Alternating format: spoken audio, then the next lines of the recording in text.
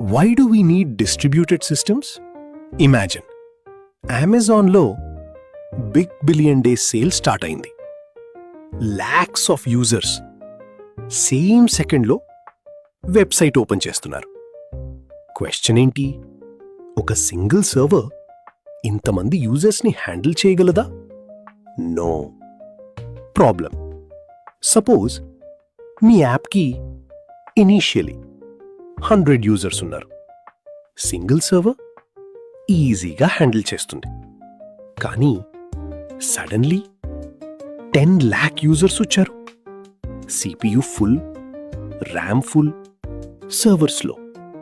Finally crash. అప్పుడు companies ఏం చేస్తాయి?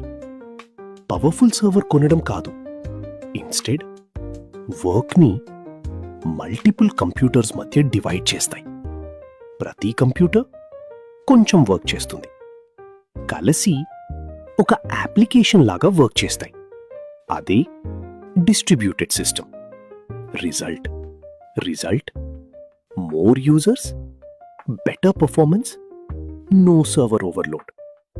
నెక్స్ట్ రీల్లో డిస్ట్రిబ్యూటెడ్ సిస్టమ్ అంటే ఎగ్జాక్ట్లీ ఏంటి, యూజర్కి అది ఎలా సింగిల్ యాప్ లాగా కనిపిస్తుందో చూద్దాం.